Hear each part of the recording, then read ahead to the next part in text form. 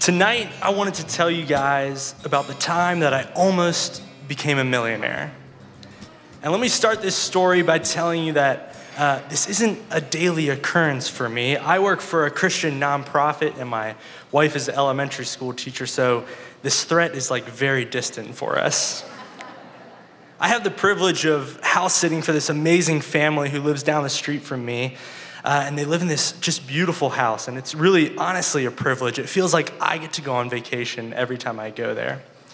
And so let me tell you a little bit about their house. When you first go down the road and you enter into their driveway, it's a paved driveway, and you're greeted by this gate. And as you go through the gate, you continue up the driveway, and you're greeted by this beautiful stone house.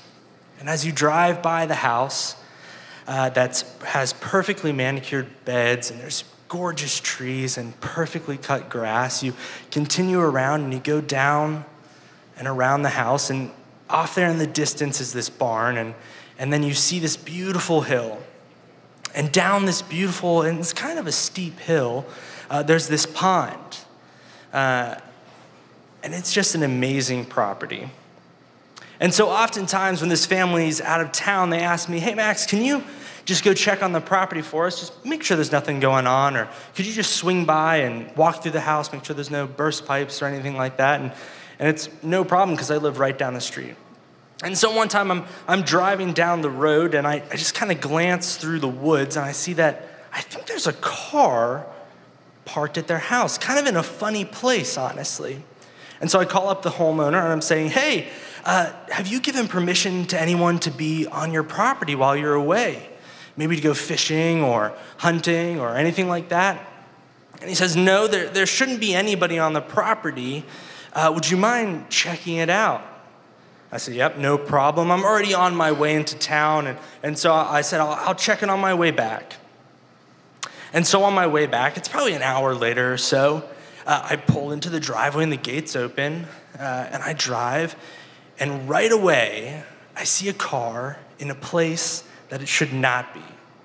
It's all the way down the hill, right by the pond. Now, no one should be driving in the grass, and it's in the middle of winter, and the ground's kind of soft. Like, you know, when it's kind of thawed a little bit and you're walking around, you can feel that it's soft underfoot. And so I park my car kind of in a strategic way that I'm like, getting ready for what's about to happen. I'm like, well, maybe they're gonna take off. So I park my car in a strategic way in the driveway to block them, and I start making my way down this steep hill. And right away, I see a brand new Toyota Tacoma parked there, and a gentleman standing there in full hunting gear, head to toe, with his rifle. And so I approach him kind of in a funny manner. I'm saying, "Hey, who are you and what are you doing here?" And immediately he says, "Well, I shot a deer on the adjacent property and I'm retrieving it. It ran down through your property and it jumped into the pond and I waited in there and then I got the deer out." And I said, "Well, what's your car doing here?" And he said, "Well, rather than having to walk all the way here and drag the deer all the way back to where I was hunting, I figured it would be okay for me to just drive my car around here." And he said, "Well, when I got to the gate, it was open. And then I got to the house and I knocked on the door and no one was there. So I figured I'd just drive around." And in this moment, I'm kind of looking over at his car and I notice that it is sunk in the mud. He has torn up the entire bottom half of this beautiful hill that goes down to the pond. It's obvious that he has been trying to get out for quite some time. And so in this moment, I'm looking up the hill a little bit further to continue to assess the damage, and I notice that there's actually a second car. And so I look back at him and I say, "Well, whose car is that?" And he said, "Well, that's my brother's car." And I said, "Well, what's it doing here?" And he said, "Well, when I got stuck, I called my brother. And so he came with some straps and he tried to get me out, but he got stuck as well. And so he's ripped up the whole other half of the hill, completely destroyed. Mud everywhere. And so just in this exact moment, I hear a car coming down the driveway, and I turn around and I look, and I said, well, who's that? And he said, well, when my brother got stuck, I called my other brother to come and try to get all of us out of here. And they just went to Home Depot to get some more straps. And so they're stopped in the driveway because of my thinking ahead and strategic parking. We're unable to get into the lawn and destroy the other part of it. And so I call the homeowner, and I tell him what's happening. Kind of, it's a very strange situation to explain over the phone. And so he says, rightfully so, well, call the police and I would like to press charges for trespassing and destruction of property.